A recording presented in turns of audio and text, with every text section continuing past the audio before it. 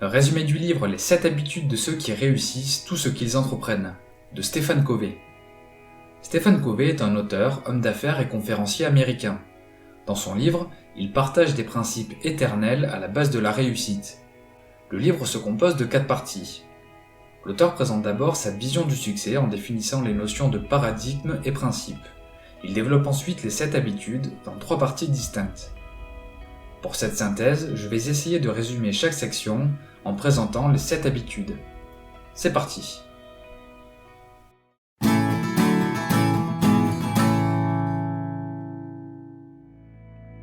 Première partie, paradigme et principe. Stephen Covey explique qu'il existe des lois fondamentales et universelles à l'origine du succès. Pour lui, le seul moyen de trouver le bonheur et réussir sa vie est d'intégrer ces principes à son caractère. Pour ce faire, il recommande de mettre en place des habitudes qui incorporent les lois naturelles du succès. L'auteur a identifié 7 habitudes qui peuvent mener chacun de nous à un développement individuel et social positif. Les habitudes pour devenir indépendant, ce qu'il appelle les victoires intérieures, et les habitudes pour devenir interdépendant, les victoires publiques. Commençons par les victoires intérieures, avec la première habitude, être proactif. Pour l'auteur, la proactivité est la faculté de subordonner une impulsion à une valeur. L'homme est libre de choisir entre stimulus et réponse. On peut décider de soutenir quelqu'un plutôt que de le juger, on peut être une partie de la solution plutôt que le problème. Bref, la proactivité consiste à prendre ses responsabilités, décider de nos comportements en fonction des principes justes, plutôt que de se laisser guider par notre condition ou le miroir social. Pour mettre en place cette première habitude, Stephen Covey suggère d'être à l'écoute de nos paroles car elles sont d'excellents indicateurs de notre degré de proactivité. Par exemple, une personne réactive va avoir tendance à dire « je n'y peux rien, je n'y arriverai pas » ou « je suis obligé de faire ça ». À l'inverse, une personne proactive va dire « quelles sont les différentes options, abordons le problème différemment, etc. » Deuxième suggestion, se concentrer sur notre cercle d'influence.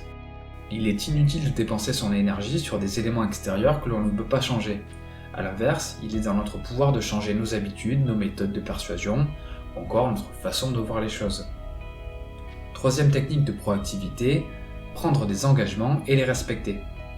Quatrième technique, reconnaître ses erreurs rapidement, les corriger et en tirer une leçon. Deuxième habitude, savoir dès le départ où l'on veut aller. Stephen Covey conseille de commencer nos actions avec la conclusion recherchée déjà en tête, car comme disait Sénèque, il n'y a pas de vent favorable pour ceux qui ne savent pas où ils vont. L'auteur propose plusieurs exercices pour définir ce que l'on veut accomplir et mettre en place cette seconde habitude. Premièrement, on peut s'imaginer à son propre enterrement. Que voudrais-je que les personnes présentes se souviennent de moi ? Cet exercice peut aider à identifier ce que l'on souhaite être et réaliser dans sa vie. Deuxième conseil, rédiger un énoncé de mission. C'est une sorte de credo personnel exprimant ce que l'on veut être, faire et les valeurs principes sur lesquelles on base ce devenir et ses actions. Troisième suggestion, centrer sa vie sur de justes principes. L'auteur explique qu'à tout principe se rattachent des conséquences qui se révèlent positives si l'on vit en harmonie avec ces principes, mais négatives lorsqu'on les transgresse. Quatrième suggestion, identifier et visualiser ses rôles dans les domaines de vie qui importent. Quel idéal voudrais-je atteindre dans la sphère familiale, en couple, financièrement, dans le travail, en amitié, etc. En fait, la deuxième habitude repose sur la faculté à employer son potentiel pour créer mentalement ce que l'on veut entreprendre. Troisième habitude, donner la priorité aux priorités. La réussite requiert de s'organiser pour ne pas être submergé par les tâches inutiles. D'après l'auteur, nos activités se classent selon 2 critères principaux. Leur degré d'importance et leur degré d'urgence. Ainsi, on peut distinguer 4 catégories de tâches.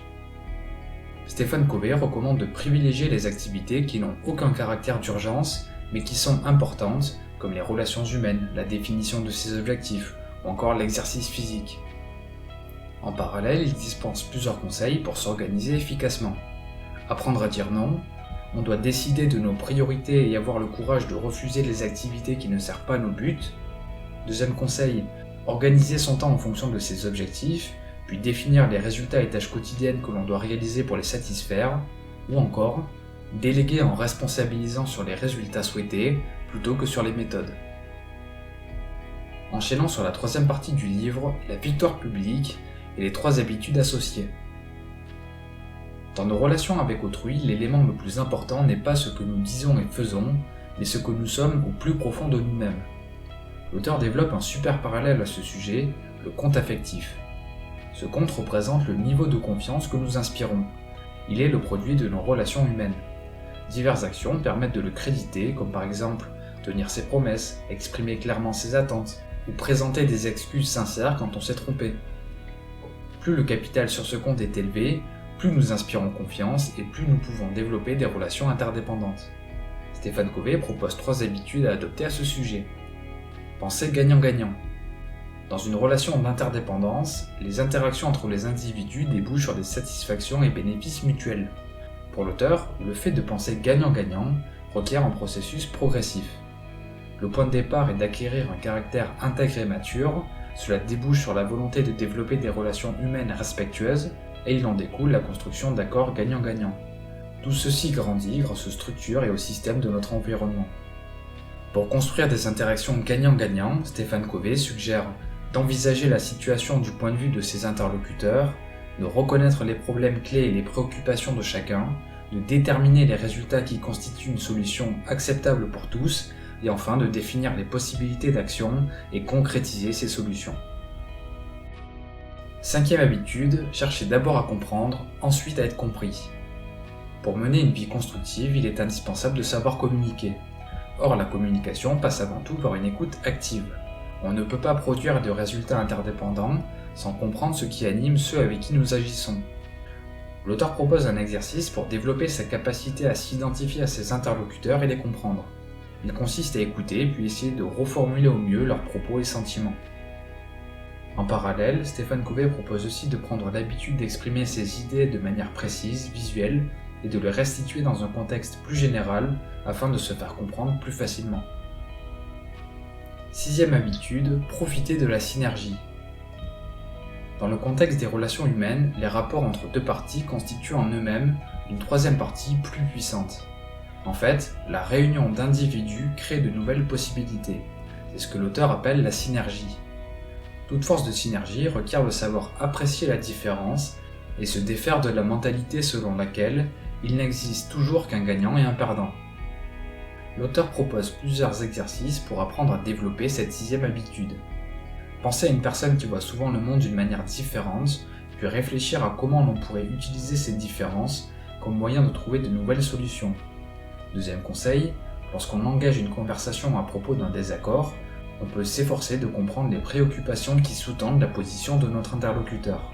Ensuite, il faut aborder ces préoccupations sous un angle qui prouve notre désir de créer une solution avantageuse pour tous. Quoi qu'il en soit, l'une des clés est d'avoir le courage d'exprimer ses idées, sentiments et expériences d'une façon qui encourage ses interlocuteurs à se montrer à leur tour plus ouverts.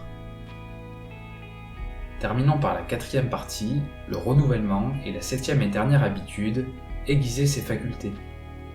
Tout au long du livre, Stephen Covey explique que si l'on veut des résultats, il faut se renouveler et entretenir ses aptitudes. À l'image du bûcheron qui veut couper facilement un arbre, nous devons prendre le temps d'affûter nos outils. Pour l'auteur, aiguiser ses facultés, c'est entretenir 4 dimensions.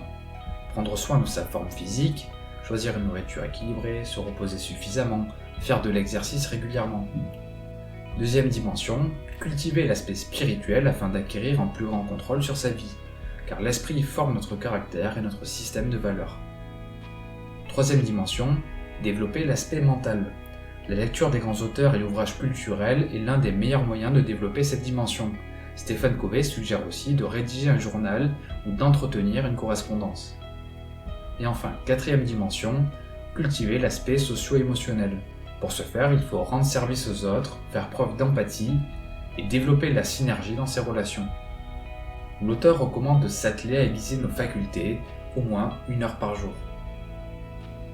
Pour résumer et conclure, les 7 habitudes à la base de la réussite sont être proactif, savoir dès le départ où l'on veut aller, donner la priorité aux priorités, penser gagnant-gagnant, chercher d'abord à comprendre et ensuite à être compris, profiter de la synergie et aiguiser ses facultés.